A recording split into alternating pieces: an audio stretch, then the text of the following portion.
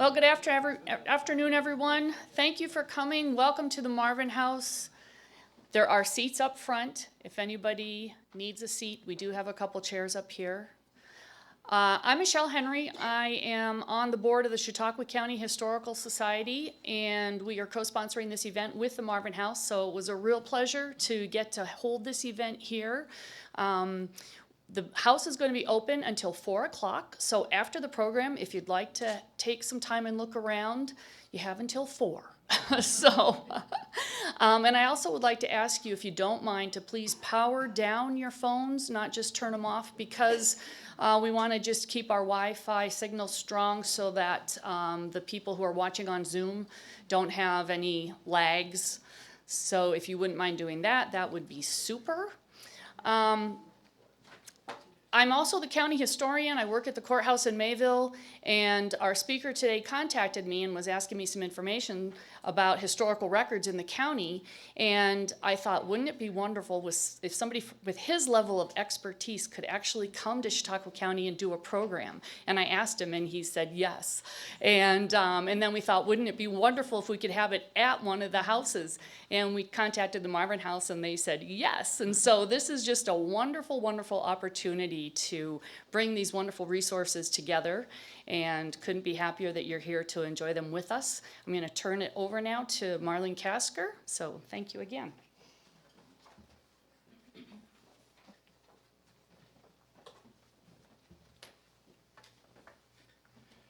Thank you, Michelle.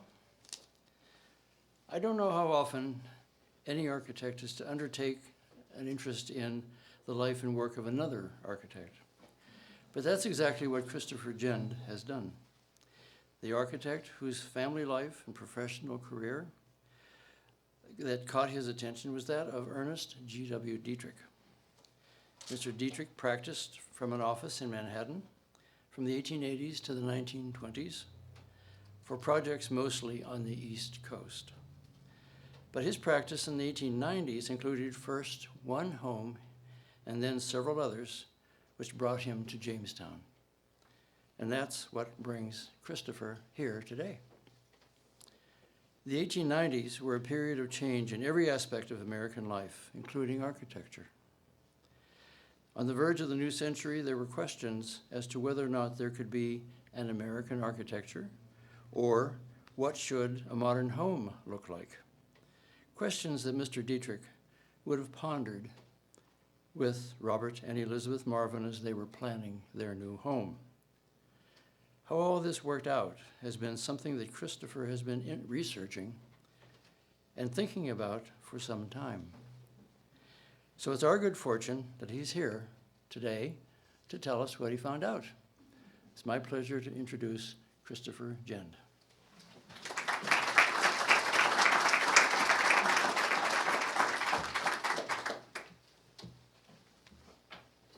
Hello, everybody. Thank you so much. It is my great pleasure to be here in Jamestown, and even more so here at the Marvin House itself. This is a special occasion. It's the first time that I've been able to give a presentation on Dietrich in a house that he designed himself, so it's quite special because we can talk about him and also look around at all of the great details and design that's around us here at the Marvin House. One thing that I would just like to say also is I was first in this house about 5 or 6 years ago, and I really was just, blown away by the house. Number one, because of the design and the architecture, but also just because it has been so well preserved by the Elizabeth Marvin House Foundation. And I think we just have to all, appreciate and thank them for the great job that's been done in just keeping the house in the shape that it's in today. So now to start into the presentation. I'll just go right in and talk a little bit about Dietrich himself. So just to give you a little bit of a roadmap of where I'll be taking you in our discussion, I'm going to talk about Dietrich and his career. I'll talk a little bit about the architectural styles that he worked in during the course of his time practicing architecture. Of course, I'm going to talk about the Marvin House where we are today and the Marvin family, and also his other designs that are in the Jamestown area. So to begin with, Dietrich was originally from Pittsburgh. He was born there in 1857 on February 22nd. That, of course, is President's Day, George Washington's birthday, and that's where his name, Ernest George Washington Dietrich, comes from. He was the son of German immigrants. They were Johanna and Jacob Dietrich. And I think part of giving him that middle name was to Americanize him, and also just to show that he was now American as they came as immigrants to the country. He was the oldest of 6 siblings, and that sort of gave him an important position in the family, especially because his father, Jacob, served in the Civil War. And what happened then is he had had some injuries, he was kept in the hospital, and he really, I think, had a rough time of it. And when he came back, he ended up having a drinking problem, and actually his wife, Johanna, filed for divorce. So at a young age, Dietrich really had to step forward, and he was taking care of the family and sort of being the leader of the family since his father was no longer present. So that just gives you a little bit of background on his family life and some of the problems that he had to overcome. So talking about his training a little bit, at this time in architecture, if you came from a family that had a lot of money, you might go off to Paris and study there. He was not from a family of those means, so he basically stuck to the educational opportunities that were available in Pittsburgh. That included attending Duff's Business School, which did have drafting and architecture courses where he studied with architects from the community that taught. The other thing he did was attend the Western College of Pennsylvania. And basically, the main form of training for architects at the time was really through internships. So he studied first under James Drum and David Kuhn. So that was the first firm. And it's interesting just to note that we have sort of a record from his schooling, and that's this drawing that you see right now. It was a design by Henry Hudson Holly, and it's a house that was built in Stamford, Connecticut. It's no longer there, unfortunately, but this is a watercolor that Dietrich did in 1879. And so I don't think this was obviously not done as one of his own designs, but I think he was teaching himself and practicing, how to draw and how to render. So it's just amazing. This is held by the Carnegie Museum of Art now in Pittsburgh. So talking about more his, finishing with his training and his internships, he entered practice and moved to Brooklyn right away, and that was in December of 1881, and he was only there for a few months. So I don't really know what caused him to go to Brooklyn, why he came back. During the time he was in Brooklyn, he did publish quite a few drawings. So I think he might have been trying to sell his goods there, something didn't work out, and he came back to Pittsburgh. The thing that we have on the screen now, this was the YMCA building. This was done while he was working under architect James Steen in Pittsburgh. And of course, he, because of his great skill that he was developing in terms of drawing and illustrating and delineating, this was a drawing that was done by him. And if you look here at the bottom where I've blown up, you can actually see his signature in the bottom corner.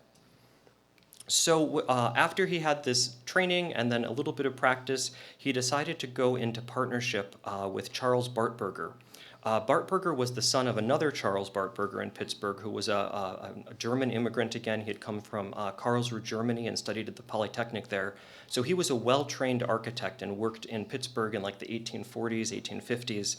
And what's interesting then is the son of Bartberger, younger Charles, teams up with Dietrich, and Dietrich, I think, really taking his great, training he has now, his drawing, is able to absorb some of their professional training from Europe.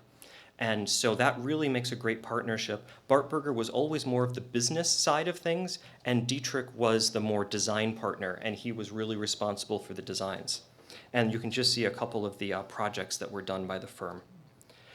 In his personal life in 1884, Dietrich married Eliza Estelle Melhorn. You can see here Dietrich and his wife. This is actually the portraits from their wedding certificate. He was, I don't really know how they came to meet or what brought them together, but I do know that Eliza was the daughter of a Lutheran minister. And so this was certainly something that brought a connection to Dietrich with the Lutheran Church. And going through his practice, he did design many churches as well. They lived outside of Pittsburgh in a town called Emsworth. I don't know specifically if he designed a house for himself there, but he did design a house for somebody else there. So there's been some research done. So talking again about some of the styles he worked in at this time period. We have the shingle style, which was really starting in the 1880s and going into the 1890s.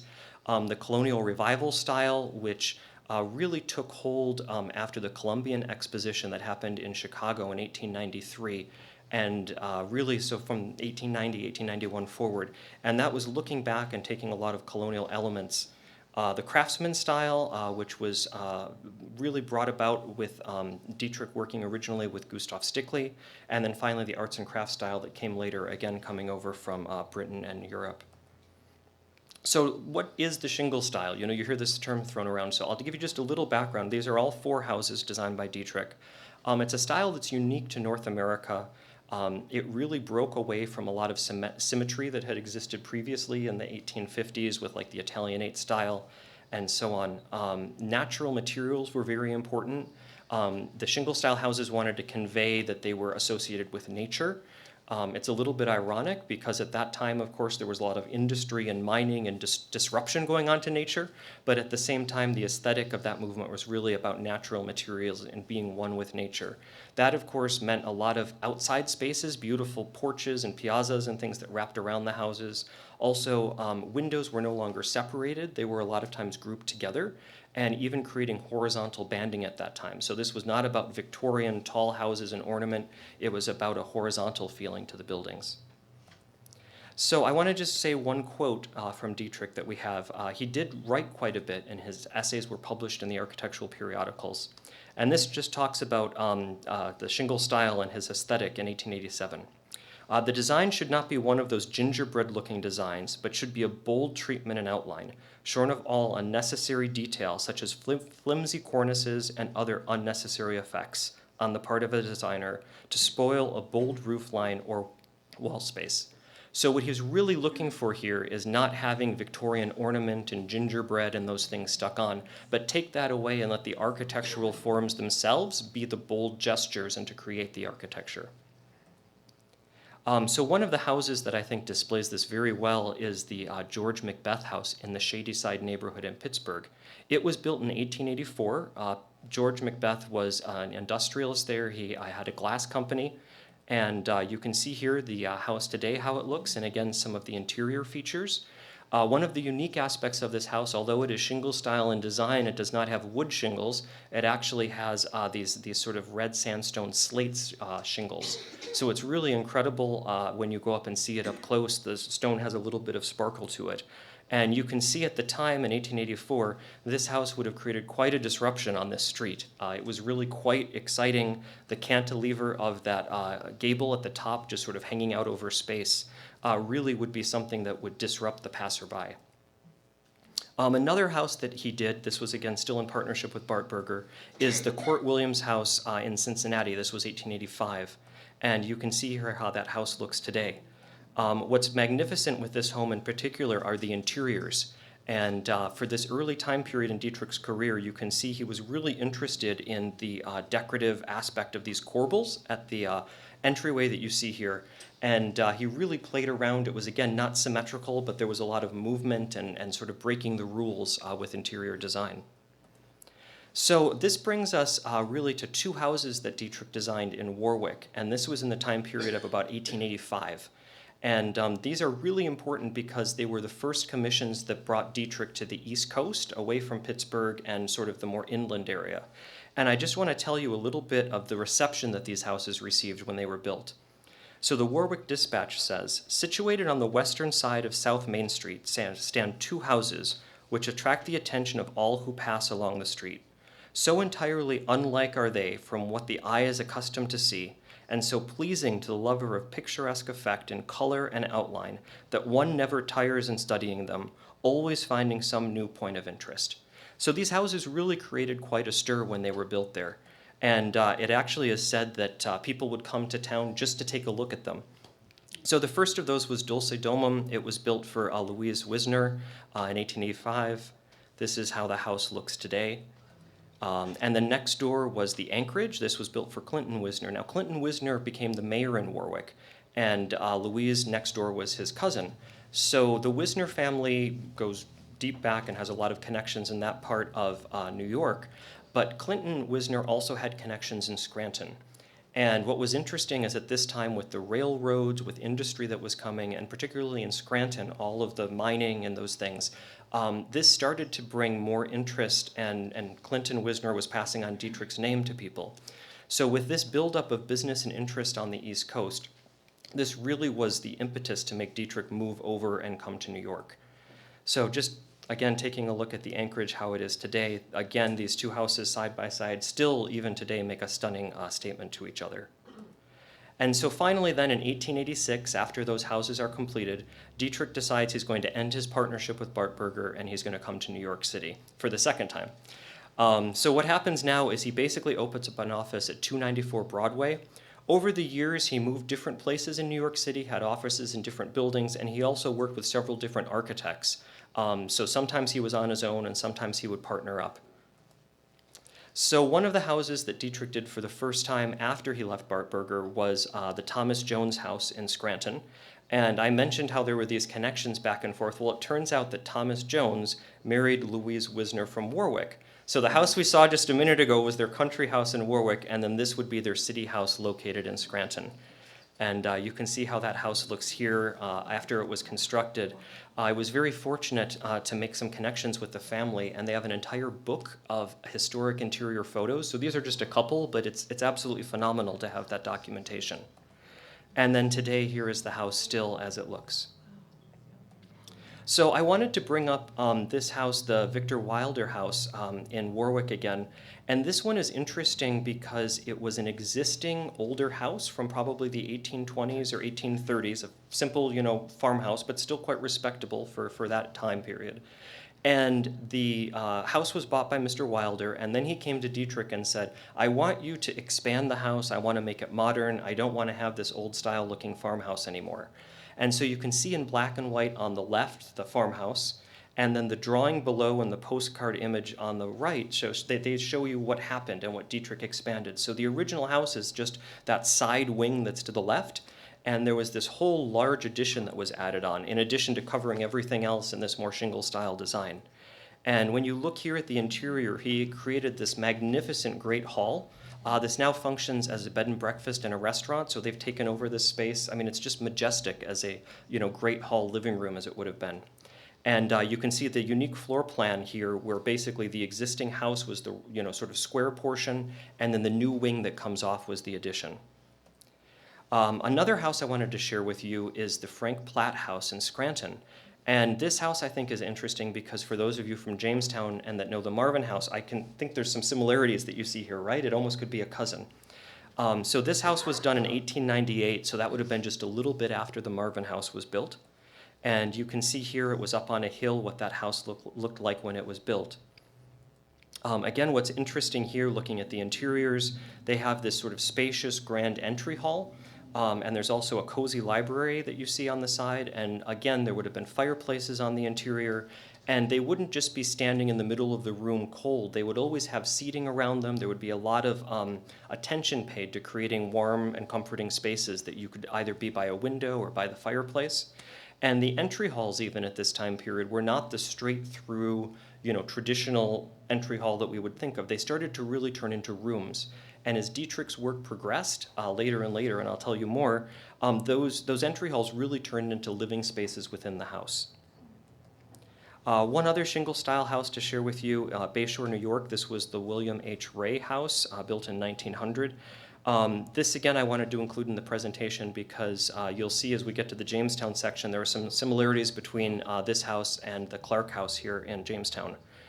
This is how that house looks today. It's very well preserved and looks in original condition. Again, beautiful entry spaces on the interior, this magnificent staircase. Off to the side of the entry hall, you see this alcove with the fireplace. And then again, up on the grand landing, you have, again, seating so that there's always some places to occupy in the house. So going to his colonial revival work, again, as I mentioned before, this was really based upon some of the ideas that came out of that Columbian Exposition, looking back to the colonial and federal architecture. Suddenly, again, what was in style with this movement was being more symmetrical in terms of the massings of the houses, large porticos, decorative fenestration, those round windows with like the spider web mullions inside, and then obviously dormer windows topping everything off. So you can see some examples of those houses here, and one to just point out is the library, which was the Madison S. Klein House, originally a library in Ridgeway, which is not too far away in Pennsylvania.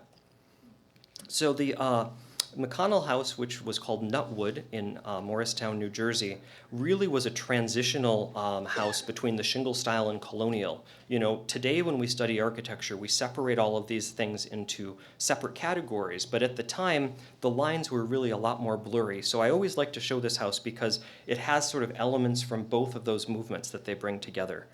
And if you see a picture of the house today, you can kind of see that it's got some of that, you know, asymmetry that came about from the shingle style elements, but then again with this grand window where the staircase is located with that fan light that's on the top of it, it really has more of those colonial revival elements. And it's interesting that Dietrich himself for his home chose the colonial revival style. This was his home, built in 1891 in Bensonhurst. Then it was part of Long Island. It later was absorbed into Brooklyn and then eventually into New York City. Dietrich did several homes in this neighborhood. They were all in shingle style generally, and it was sort of located right on the beaches of New York Harbor. So they had access to the water and the sea breeze. It was a very pleasant place to be at the time. And I guess before I go on, one thing to note looking at the floor plan is that the image on the left that you see of the house, it's very symmetrical looking. It has that colonial revival style. But if you look at the floor plan, the porch pushes in, you know, it's asymmetrical, there's a room sticking out. So he really took what he learned and how to make these great living spaces from his shingle style work. And then even in the colonial revival, he kept those floor plans and just changed sort of the outside of the house. So there was a little bit of a mismatch, one would say, but at the same time, it creates this really dynamic and interesting building where you have, you know, sort of that look from far back of that symmetry, and then you get up close, but it's the nice rooms flowing, it's the porticos, it's the great living spaces that really existed in the shingle style homes. And this is how Dietrich's house looked when it was built, and you can see here the entry hall and staircase on the smaller photo. And this was the Dietrich family. This photo was taken in 1898, and their youngest son was not yet born, so he's not in the photo, but you can see all of the sons here, just sort of like steps going down. And it's really interesting. This photo was done by a famous portrait photographer in New York City who was also a client of Dietrich, so this might have been a little bit of quid pro quo to get the photo done. One of the houses that I've always liked, and unfortunately doesn't exist anymore, is the Johnson House. It was called the Knolls in Warwick. Again, it's this colonial revival on the outside, but you can see this grand overhanging portico to the side and really just sort of monumental entry area. And that house, as it existed when built, really must have been magnificent up on top of a hill. So now this brings us really to Jamestown. You know, we got up basically into the 1890s now, and that's the time period when Dietrich first came to Jamestown. And so far I've documented the 10 houses that you can see here on the sides of the map. I'll show you just where those are located throughout town. 2 of the designs here were never built, and several of the houses unfortunately have been lost to us and have been torn down. But we do still have some that remain, and I'd like to talk to you about those. So the first house that I'd like to mention is the Milton Clark House. This is over on 4th Street, and you can see Mr. Clark here. The house is really quite interesting because it combines a lot of the elements we've been talking about. You can see the upper balcony that sort of carves out the corner of the house on one side, and again the the porch, the portico that pushes deep in. And this is similar to that house I showed you before that has the entry hall, and then you can see a little bit of that seating alcove with the fireplace. So here's how the house looked when it was built.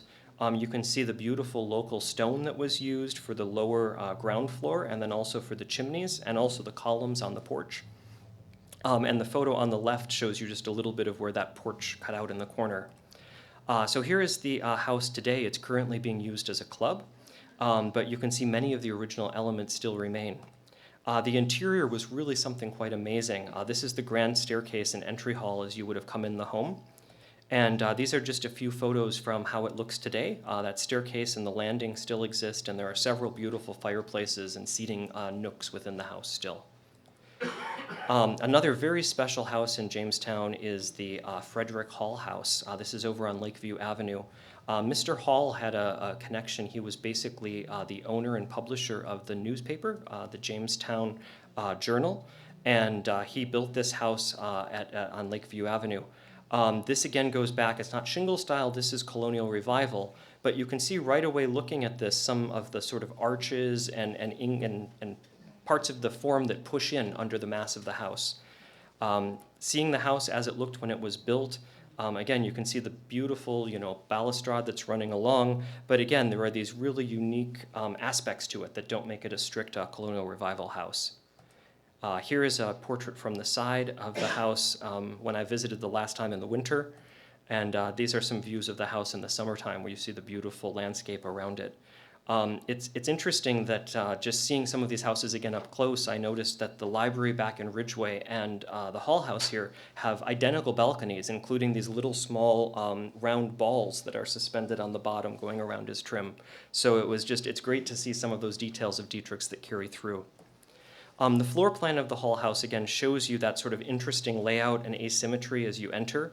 Again, you come in from the side. There's a beautiful entry hall with a staircase and the 3 fireplaces that meet up in the center. This is a view just of some of those elements on the interior.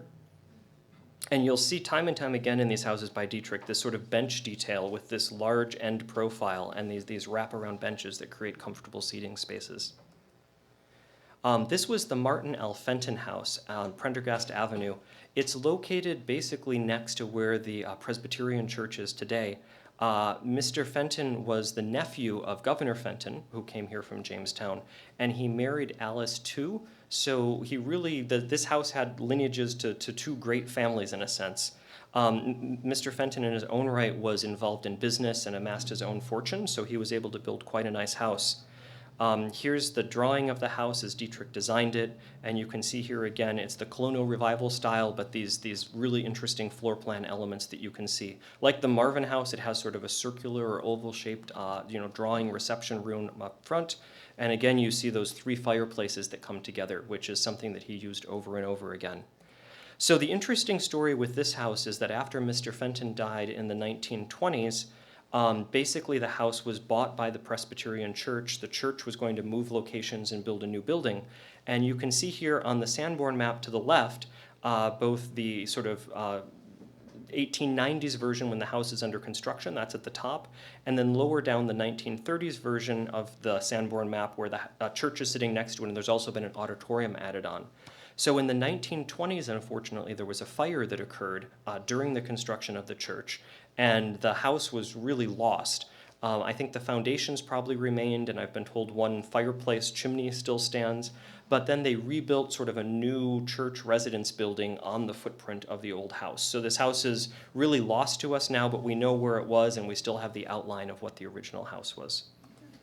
One design here in Jamestown, unfortunately, that wasn't built was for Clayton Bailey. Bailey was involved in hardware, and this was just a beautiful home. I think it would have been over on the road going towards Warren, just sort of past where Brooklyn Square would have been originally. So it was proposed for that location. Mr. Bailey lived in 2 houses over there, but I think he just decided, I don't know, financial things changed, or he decided never to have it built. And another one on Lakeview Avenue is the William Bradshaw Jr. house. You can see here some drawings by Dietrich and some very interesting, interior elements that you see of the fireplace there. This house was occupied by the Bradshaw family. You can see here photographs historically with probably the Bradshaw children out front. And then today the house is divided up into apartments, but it still stands, and you can see several of the original details on the exterior. Another one that looks similar to the Bradshaw house was the Frank Mertz house. And that stood really quite close by behind us here at the Marvin House, just over on 6th Street. That was demolished in it was built in 1902, and it was eventually demolished later where the family video site is today. What's interesting with this house is that, again, like the Bradshaw house, it has sort of a simple, modest exterior. So you can see that some of the grand shingle-style designs, as we're getting into the 1900s, we're starting to get more into sort of that craftsman and arts and crafts style now. So we're leaving some of the more grandness and the turrets and things behind that were involved in the shingle style.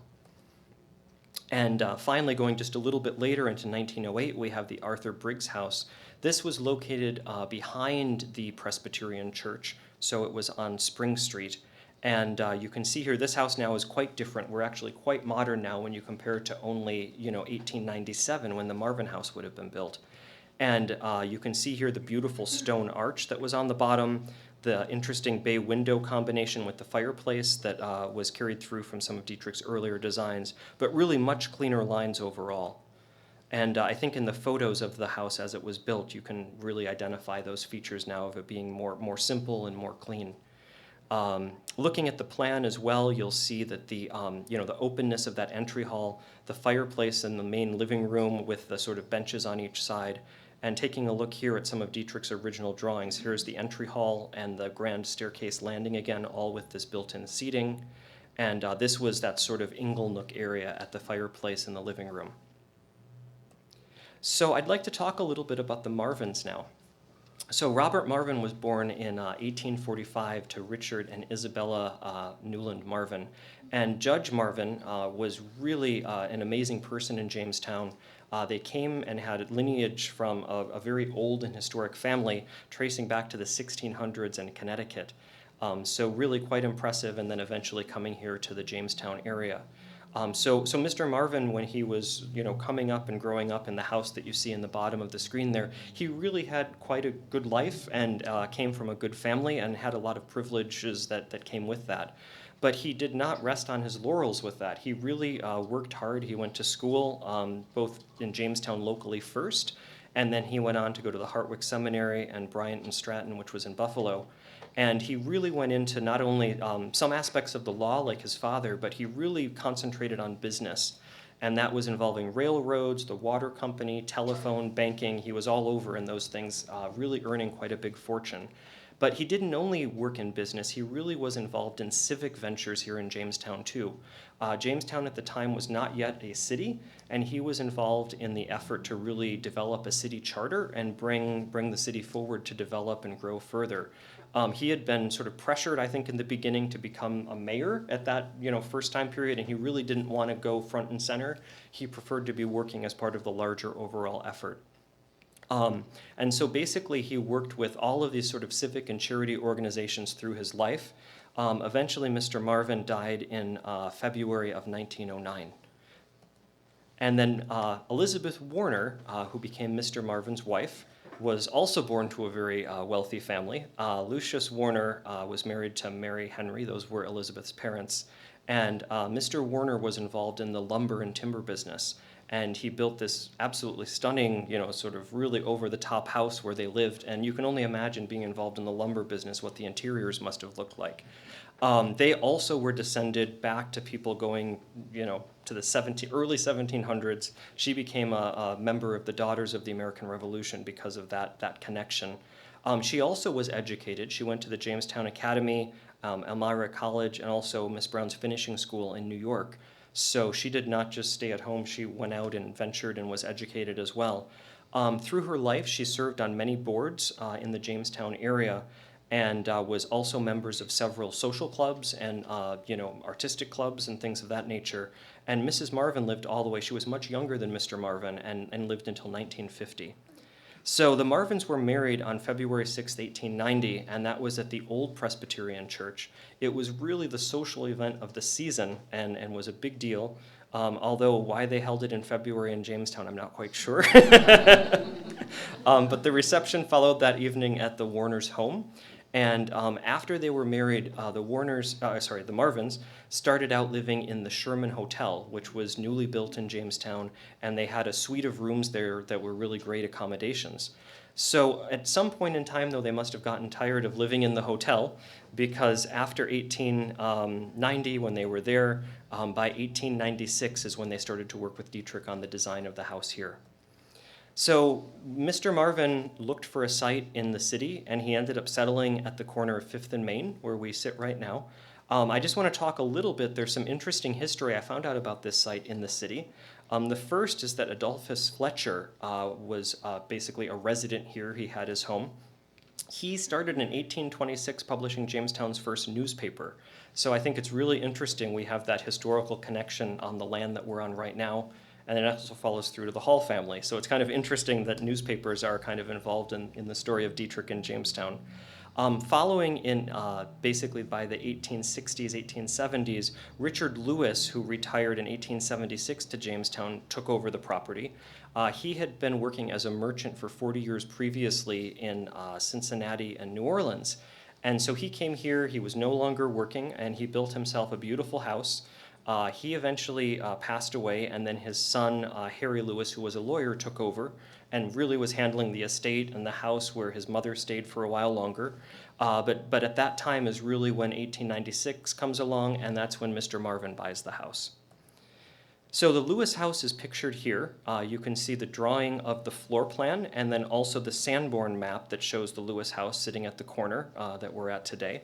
And so this just gives you kind of the general outline of the house. And I want to start out with this because when we move forward, what happens then is that Dietrich was hired by Mr. Marvin to not just demolish and take down the whole house. It was really to take that existing structure and expand it into a new house for Mr. Marvin.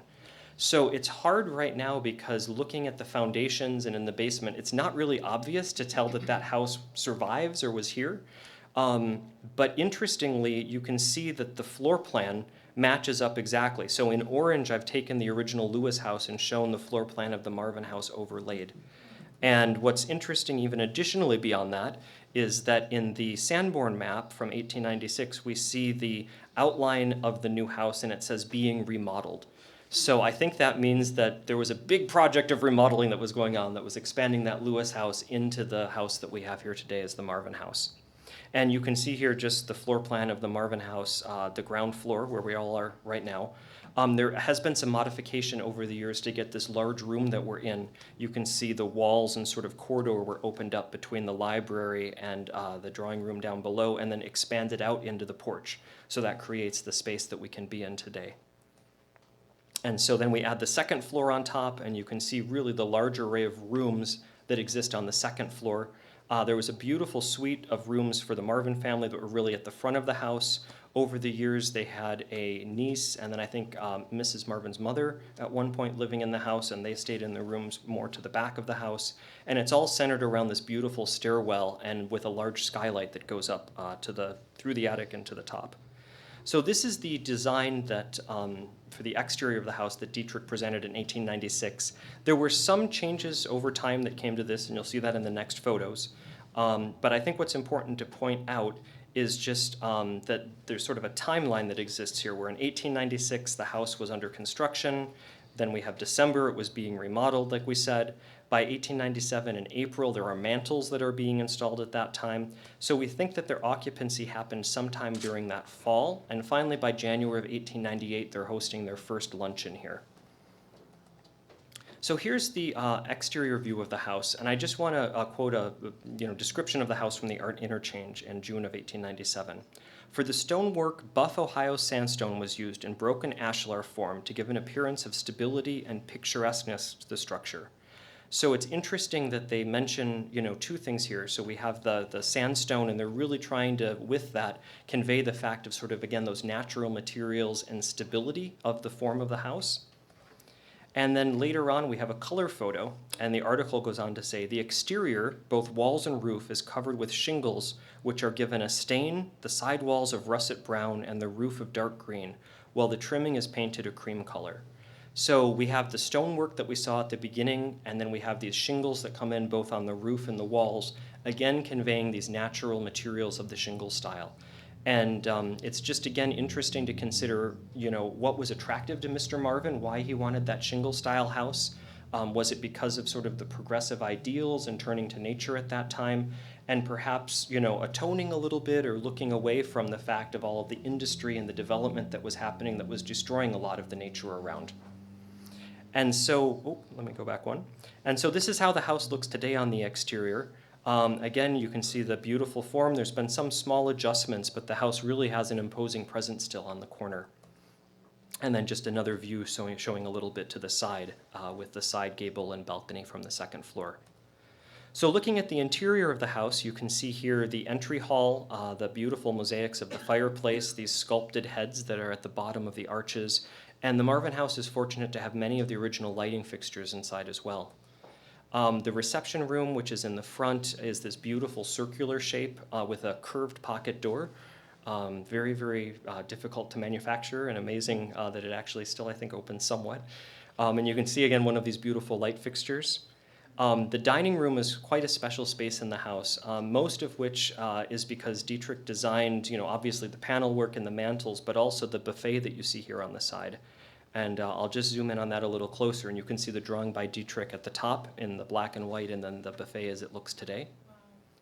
And then this is, again, just a view of some of the second floor features of the, the balcony wrapping around. There's this beautiful ingle nook with the fireplace, another great area to, repose and read a book. And then you see a view of the skylight looking straight up in the ceiling. And then the suite of Marvin rooms, this was the Marvin's bedroom area looking through on the second floor, and then one of the fireplaces from down here on the ground floor. But I just wanted to point out all of the amazing different types of wood that were used in the house. There's figured beech, mahogany, oak, cherry, quartered sycamore, and chestnut. And so all of those different woods were done in different rooms. Again, I think helpful because of Mrs. Marvin's connection to her father and the Warner Lumber Company. So it's important as we think of the Marvins, they weren't just people who were living in the house, but they really left a lasting legacy on the community here, both to the Presbyterian Church, Lakeview Cemetery, the library, the Warner Home. I mean, there's many, many other organizations. So they were really never had children, and they gave a lot back to the community in the end, including their home. So some of the other communities that we can just touch on with Dietrich houses in them nearby. In Ridgeway, Kane, and Olean, we have houses by Dietrich, and you can see some of those here in the photos. Also, we have houses by Dietrich that are in Warren, Pennsylvania. That's very close by to us. You can see it's quite interesting. We have the Lewises here today from Warren. It's great to see you guys. So their home is this red one that we see here on the right. The two funeral homes that are located in Warren are both designed by Dietrich. I think that's a very special feature of the town, but they're both these images on the top. He also did Trinity Church there, and then the lower house that you see as well. So moving forward in time to the arts and crafts style, this is really something that began in the UK. It was special because it wasn't just architecture, it was a philosophical movement. It was workers' rights and respecting people and their craftsmanship and the talent that workers brought forward. And so this was really something that caught hold, and I think really Dietrich attached to this, probably from both his architectural viewpoint and I think also from his sort of Lutheran moral aspect. So it was really about respecting people and moving the whole thing forward. So what was a kind of outgrowth from the arts and crafts style was the craftsman style. And that evolved from Gustav Stickley, who was a furniture designer. I mean, many of you have heard of Stickley before. He went to Europe and saw these beautiful arts and crafts pieces of furniture and then came back to the US and wanted to promote them. So he started the Craftsman magazine. And it was in that magazine that he featured, there were essays and pictures and so on of all of these drawings of the furniture.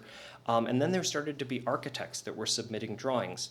Well, Stickley liked to be in control of everything, and so what happened is that he decided that he was going to find an architect that they could design a house together. So it was interesting that he chose Dietrich. Dietrich designed the first house that can be called a craftsman house, and of course after this there were many, many of them designed. But it was really featuring Dietrich's architecture and then Stickley's furniture in all of the interiors.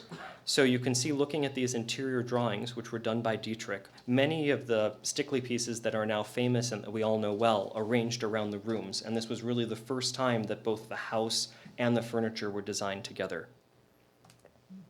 So that relationship or collaboration only lasted for that one project, and then Dietrich moved on. And so one of the projects that he did was the Red Swan Inn in Warwick in 1902. And this again really shows some of these beautiful arts and crafts features of the time. Again, you have a lot of the natural stonework being used on the ground. This is a view when it was constructed. Must have been quite a showpiece at the time. And what I think is great is this large, huge outdoor space. There was no air conditioning, and just being able in the summertime to be there and capture some of the breezes and really would have been a great space to be. Another house in the arts and crafts style was the Luther Turner House in Torrington, Connecticut. I had the opportunity to present and talk about Dietrich in Torrington before, and also the pleasure to see the house. You can see some of the pictures here of both the exterior and the interior. And it's interesting because even though this is a much, sort of later house in a way and a different style than the Marvin House, it still has this magnificent, beautiful entry hall, balcony going around, and there are even the sort of arches that you find here in the Marvin House, also in the Turner House. This was a bungalow house that Dietrich designed. Now we're jumping forward a little bit to 1917. This was in Altoona, Pennsylvania. And you can see here by this time the houses are becoming more modest. They're still quite, large and generous, but it's not as, big as we saw before. They're more linear and horizontal, but you can still see with the chimney and with sort of the bay window and the arches, some of those aspects that he had in his earlier designs carrying through. Another house in the arts and crafts style, and you all can be detectives and help me out with this one, was located in Mayville, New York, just at the end of the lake. This also was designed in 1917. And it's interesting, if you look in the bottom left really closely, you see some little kids on the shore with a boat. So I'm not sure if this might indicate that it was somewhere along the lake, or maybe that's just a stream, but I haven't yet been able to locate where this house was in Mayville or around Mayville. But it really was interesting, and calling it a bungalow by what we kind of associate as a bungalow is really not quite the right term. All of the primary rooms were on the ground floor, which I think is one reason that we call it a bungalow. But if you look at the interior drawings that Dietrich did for it, it has these amazing cathedral ceilings and really just a large central soaring open space. So I'm hoping if anybody knows where this house is, or it would certainly stand out, I think, to people if it still exists today. And then finally, we have this house was built in Monroe County, Pennsylvania. That's kind of in the Poconos area. I'm not sure, again, of the location of this house. This was in 1919 that it was built. But again, you can see now the horizontality again, the beautiful stonework and arches that are used. It really is, even in his technique of the watercolor, you can see there's no separation between the house and the ground. It just sort of, the vegetation blurs and turns right into the house. And that really was his expression of this being, something associated with the natural materials and the environment where it was built. And then finally, we have an interior view. This probably would have been either the library or a sitting room. And you can see this beautiful fireplace, very unique with the brickwork and tile being combined together.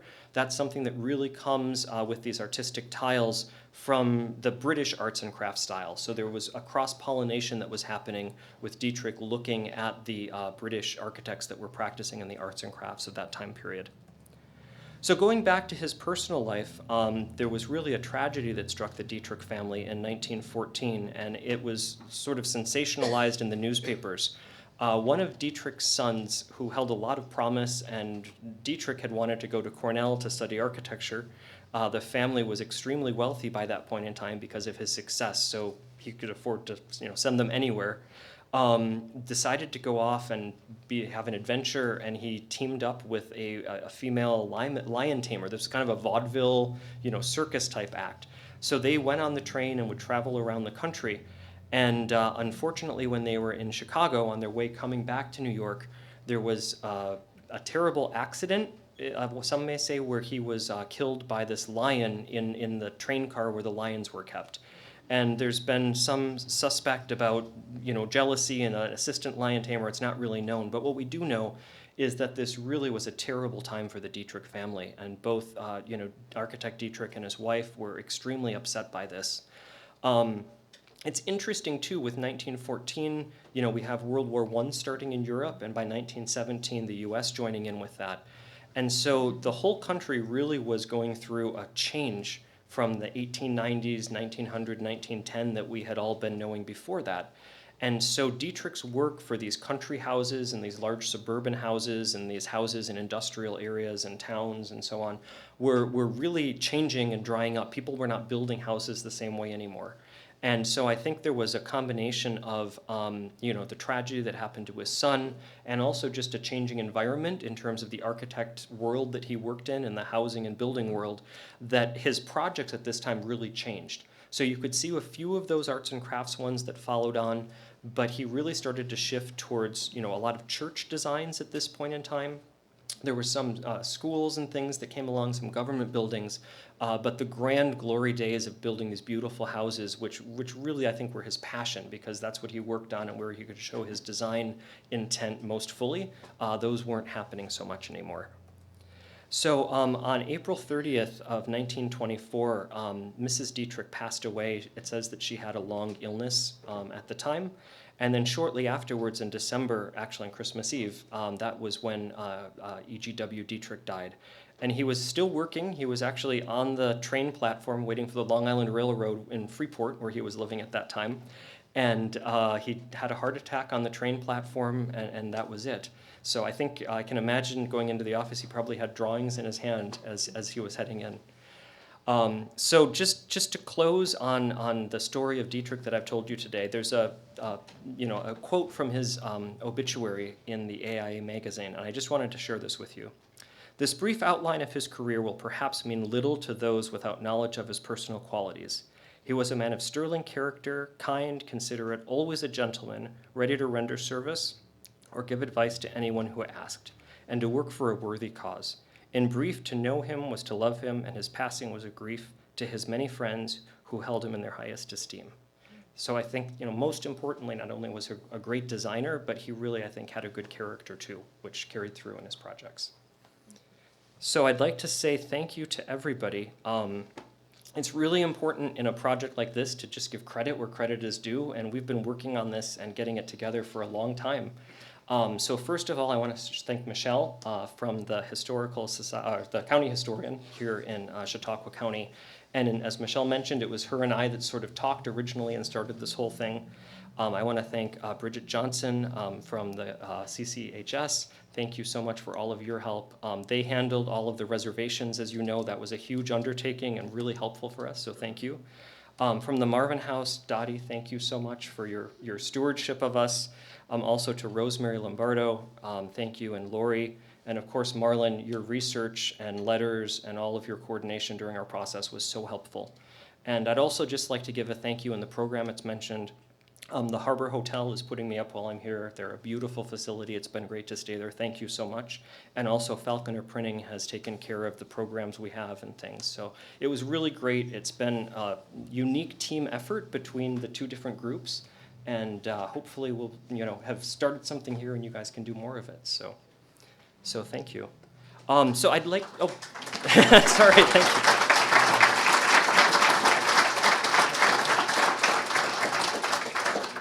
So I'd like to go ahead and open it up to questions, if there are any questions from the audience here that people would like to bring forward. Sure. I'm curious, in a number of the drawings in the roof, there was a swale. Mm-hmm. It looked like it could have had windows, or it could have had... Yeah, they call that an eyebrow window because it kind of has that little bit of a curve like an eyebrow, right?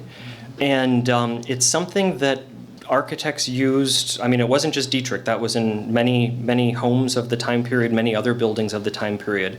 And I think it was a way, and Marlon, you could certainly chime in here too, it was a way to create, in one hand, a small opening and bring light or air into the attic or third floor space without making a large imposing dormer. I think also sometimes these shingle-style houses, they had really big, expansive roof areas. That was really part of the whole reason they liked these houses. It started really looking at colonial buildings from the 16 and 1700s in the back sides of like that salt shaker style where you had the long roof. And so I think the architects wanted to just interrupt or add an element. So I think in some ways they were practical, but it also was just a little small visual cue there without creating a giant dormer or something. So it just balanced out the composition of the house a little bit.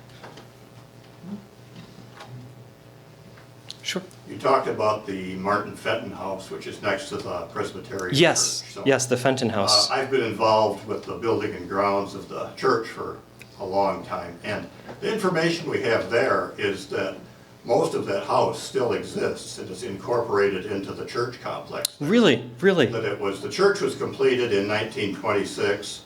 The house was used as a parish house. In 1932, we have a newspaper article, there was a bad fire in 1932, but the house wasn't completely destroyed.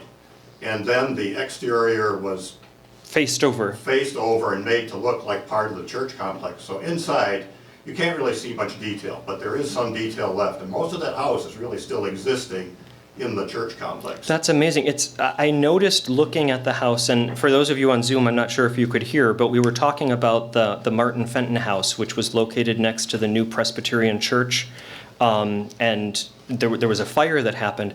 And comparing the Sanborn maps, you can tell that the footprint of the current structure that's there matches the existing, and the outline looks all the same. So I don't disagree that there could be a lot of elements to the house that are left there. I know the bottom of it, I believe, was built in brick, and then the upper, and I think it had stucco over it, and the upper portion was shingle. That's what we can see from the photos. So it would make sense that even if there was a fire, that brick portion of the walls and of course the chimneys and things would have remained there. Without having ever seen photos of the house after the fire, you know, or how, it's just hard to know exactly how much is there. I'd love to, at some point, maybe this afternoon, go over and see, because I've not visited the house myself, so that would be great. Find me after the presentation. I'd like to introduce Charles Hall, a third generation of the Hall family, sitting here in the right. Yes, Mr. Hall, it's great to see you here.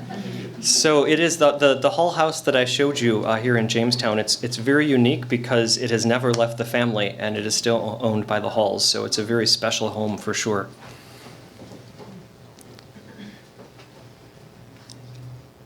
I have a question. Mhm. I'm curious how much input, when an architect draws the design of the house, they're obviously recommending or suggesting color schemes for the shingles and the roof tiles and all that, right? Mm-hmm. Because it just, many of the houses obviously today don't have those same colors. Right. And so, I guess, I don't know, I'm just curious about sticking with those colors, or like, you know, as an architect, if you were ever involved in having to restore or try to, you know, work with one of these houses, would you recommend that they try to go back to the original colors? It's a very good question, Michelle, and I hope everybody on Zoom heard that, but it was specifically about colors that the architect would have recommended or what would have been put on the houses originally, and then what happens in the future and how they exist today. And I think especially these shingle-style houses, that color was very deliberate.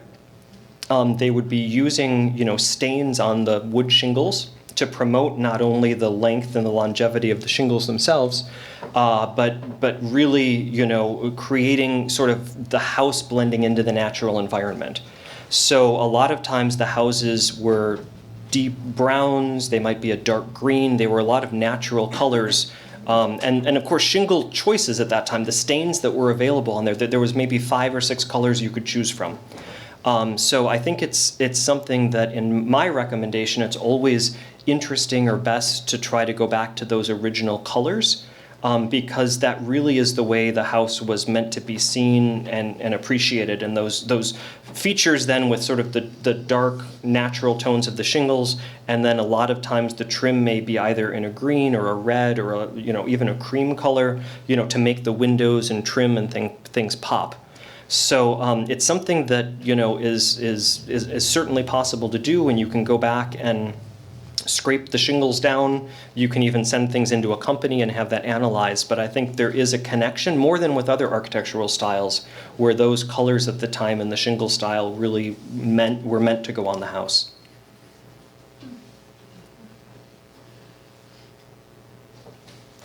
Like, he was based out of New York City, and yet somehow something brought him here to Jamestown, and then you see him in Warren and Olean and all of that. Mm-hmm. And do you see other regional pockets? Yes. Where all of a sudden, I'm sure it was, you know, in a form of networking between, you know, connections between people, Warren and Jamestown, and the affluent people and who they knew and so forth.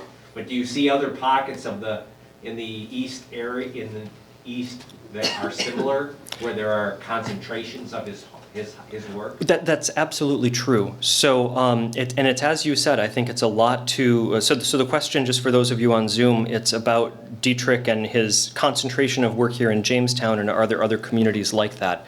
And he was working out of New York for most of his career. There was the large collection sort of in this area, Jamestown and Warren and so on, Olean, as you said. There's a lot of houses that he did in Scranton, in that area, and the Scranton connection came from his houses that he did in Warwick, so up in Orange County in New York, kind of up on the western side of the Hudson River. There's a large concentration of homes that he did in that area too. He also has some homes that are in Connecticut, in Greenwich there are several, further down in New London. Further afield, kind of crazy ones, he did a house in Jacksonville, Florida, that unfortunately was torn down for a hospital expansion, but crazy place down there. North Carolina, he did 2 houses in Asheville. There's some that were in the Baltimore area. There's one up in Canada, in sort of the eastern, sort of Atlantic coastal area of Canada. And the furthest one is actually in Rome.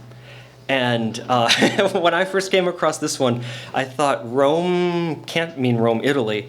And sure enough, read on in the article, and then there was a newspaper reference. The house was published, so the design is known. But I really thought, like, all right, so it was proposed, but it must have never gotten built. Well, I was in contact with the archives in Turin in Italy, because there was this really obscure reference to something about Dietrich. And I was like, could this be our guy? So sure enough, I wrote to them. I paid a lot of money to get them to scan what they had. I didn't know what it was going to be, and they sent it. And it turned out it was working drawings for that house. And I was able to identify from some mantels and benches and things that fit the floor plan. And they had little notes in the bottom where they converted the inches scale to metric. So that's going to be another research trip I have to take, is over to Rome and figure out where this house is. So that would be really fun. Sorry, in the back? Shingles are very important in the, just every part of your presentation there, and in all the designs that you seem to use. And I'm interested in the availability, the technological end of them. In the early days you had split shingles, and by the time he worked you had sawed shingles, you had shakes, all of those are wood. You have slate shingles, and I'm not sure when the tar paper shingles came in, they're less durable, but much more versatile. And today you have the metal shingles that are permanently painted. Could you discuss the implications of these? Yeah, certainly. Nature of these different shingles on what architects could do and did do? Right, certainly. So the question is just about shingles that were used on the homes and the different technologies that were available and materials. This would have all been wood shingles, or the stone also that we talked about. There wouldn't have been any of the asphalt or tar or anything based later. That would have come after the time period we're talking about. What I can say is that the shingles that they used at that time were really coming from virgin forests. They were coming from the West Coast, from California, and it was old growth, trees that had been there for hundreds and hundreds of years. And that again brings up this sort of dichotomy about the natural materials that we're using in our shingle style work, but we're cutting down forests in California to be able to make them. So it's an interesting, aspect of that. There's this, different side that you have to think about as well. But what was amazing is that those shingles at the time were because they were this virgin wood, they were so much stronger and more durable than what we have available to us today. And that holds true also for the hardwoods that were inside the houses, and just even the stud framing and everything. You have old growth wood that was used, which is why these houses are sort of so strong and they endure. And there's been some charts I've seen even of like tree rings in a 2x4 based on old growth versus new wood, and it's night and day difference. I do know that obviously there was, cedar that was used at the time. I have heard also of houses where they used special like cypress or locust, really water resistant woods, and the shingles could be really quite thick. I mean, almost like a ½ inch or so. And those shingles today look brand new. I mean, it looks as if the day they were put on.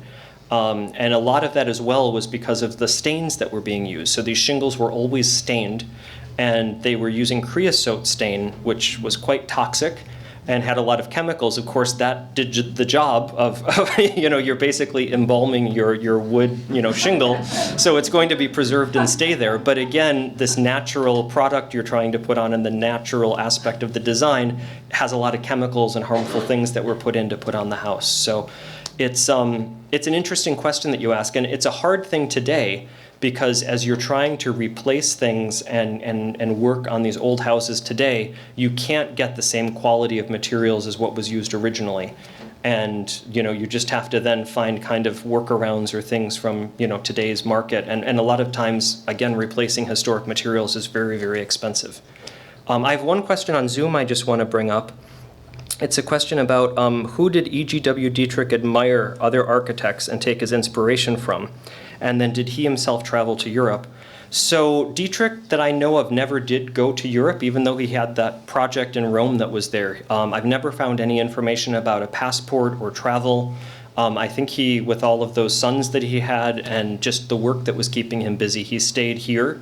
I do think he did a lot of traveling in the US. There's mention in the newspapers that when he was working on a house in a certain place, he would be traveling by train to go and meet with the owner there.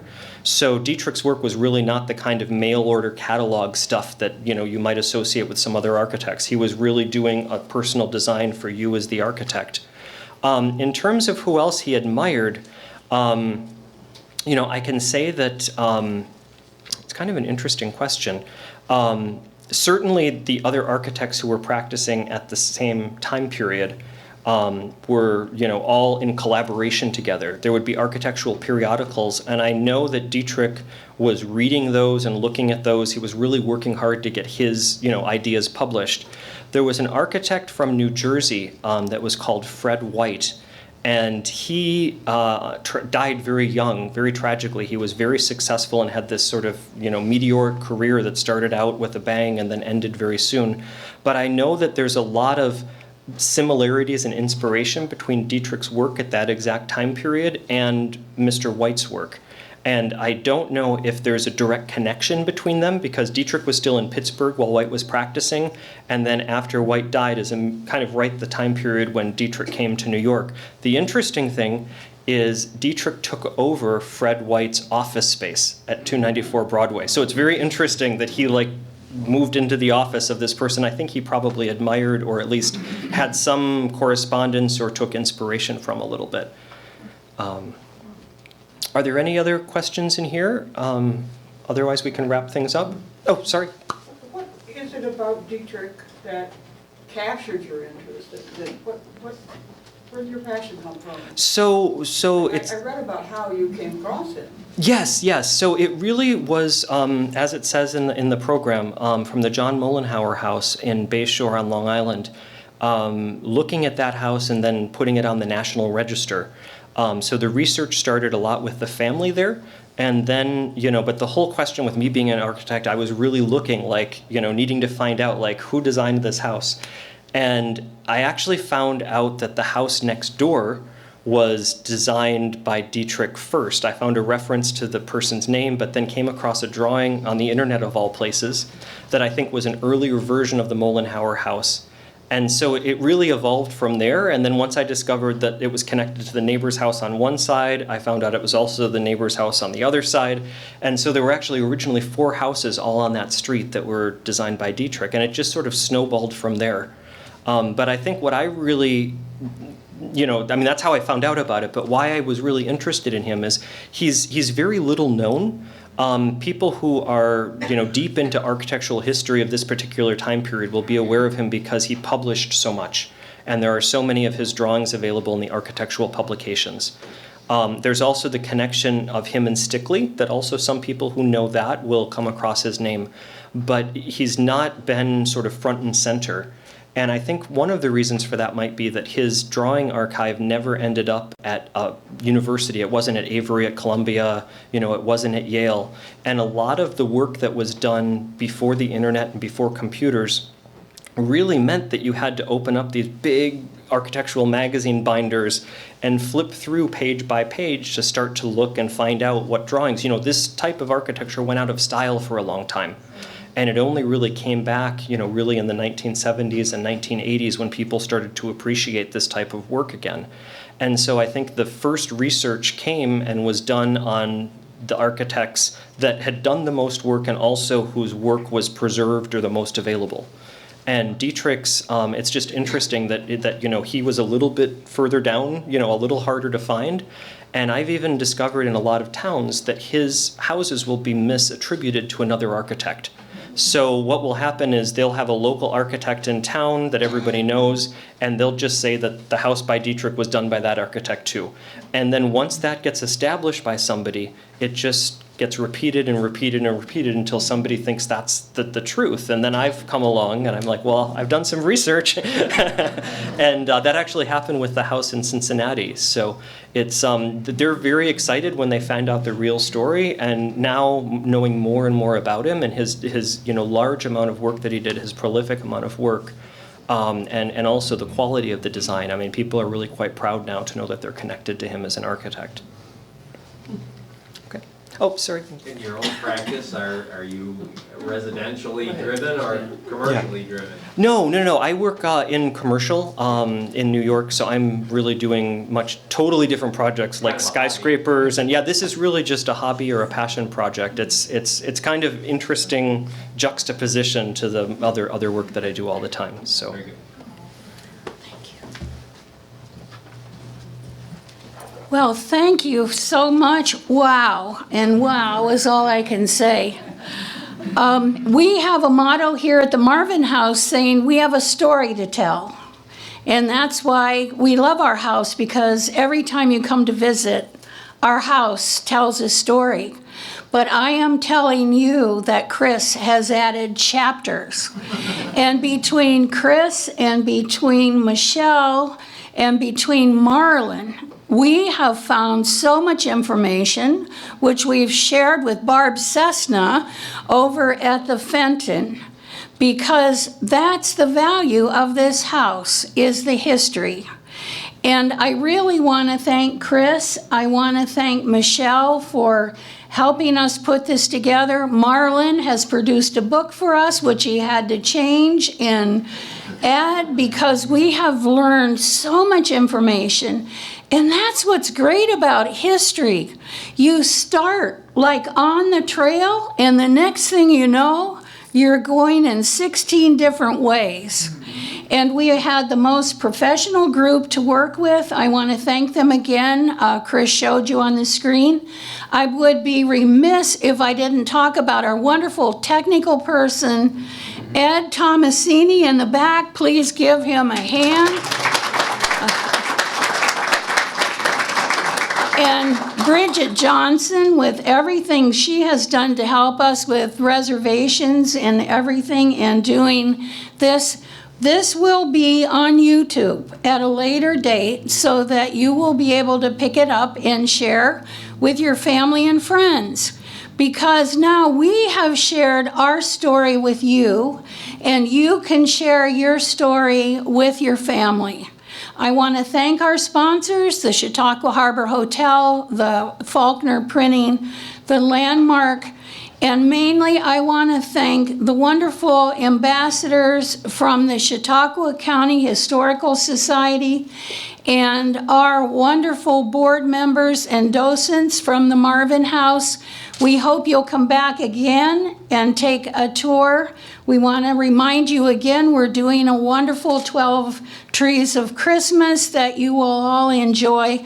But most of all, I want to thank the most incredible woman, and that is Elizabeth Warner Marvin. You just think about this woman. Her husband died. She had this house to run that she maintained.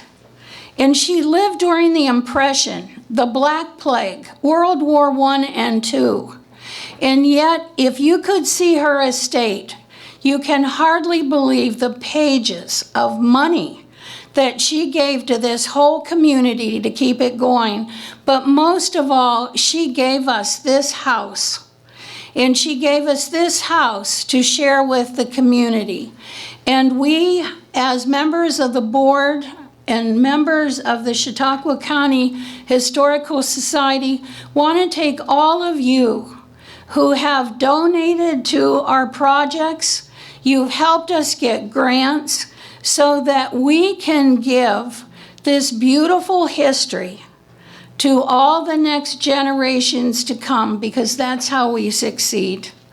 I want to thank you all. I want to wish you safe travels. God bless, and please come back again and again to all of our wonderful museums that we work together as a group, because not one of us nonprofits stand alone. We lean upon each other, so we stand up. But thank you again. Do enjoy all the beautiful artwork that Chris bought that is throughout the house, and he'll be here to talk further. Thank you so much.